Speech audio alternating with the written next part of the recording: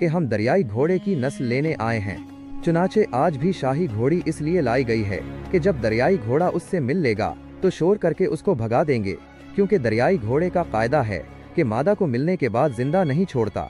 मैं उन लोगों के पास ही छुपकर बैठ गया। थोड़ी देर बाद घोड़ा पानी से निकला और घोड़ी से जुफ्ती की।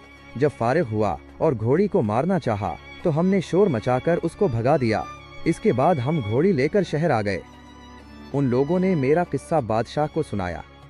उसने मुझ पर बहुत मेहरबानी की, खाने पीने का इंतजाम किया।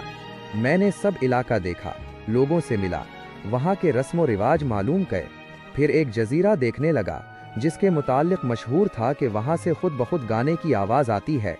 वाकई अजीब असरार था। एक रोज़ मैंने सुना कि कोई जहाज़ आया है। मैं भी समंदर के किनारे पर गया। वहाँ से जो सामान उतर रहा था मैंने उस पर अपना नाम लिखा हुआ देखा। मैंने कप्तान से मुलाकात की, लेकिन मसाइब ने मेरी सूरत इतनी बदल दी थी कि कप्तान पहचान न सका। मैंने अपने सामान की सारी तफसीलात और अपने रह जाने का किस्सा उसको सुनाया। तब उसने पहचाना और बड़ी गर्म जोशी से मिला और मेरा कुल असबाब माह मुनाफे जो इस दौरान में फ़रोख्त हुआ मुझे दे दिया।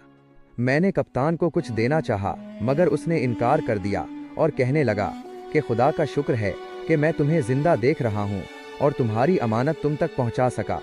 मैं इसकी दयानतदारी देखकर हैरान रह गया। फिर मैंने अपना माल वहाँ फ़रोख्त किया और अपना पसंदीदा माल खरीद कर जहाज़ पर सवार हुआ और खुदा का शुक्र अदा करता हुआ घर वापस आया। इस सफ़र में मुसीबत तो बहुत पेश आई, लेकिन मुनाफे भी इतना हुआ कि शायद आम हालात में 10 बरस में भी नहीं होता।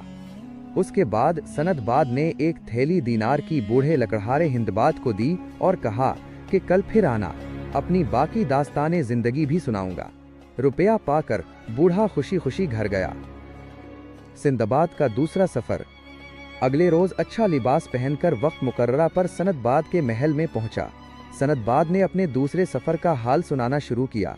पहले सफ़र के बाद मेरा इरादा था कि आराम करूं, लेकिन चंद रोज़ आराम करने के बाद फिर मेरे दिल में सफ़र का शौक़ पैदा हुआ। चुनाचे मैंने मालो असबाब तिजारत खरीदा। एक जहाज़ जो कि बहुत से ताजरों को ले जा रहा था उस पर सवार हो गया।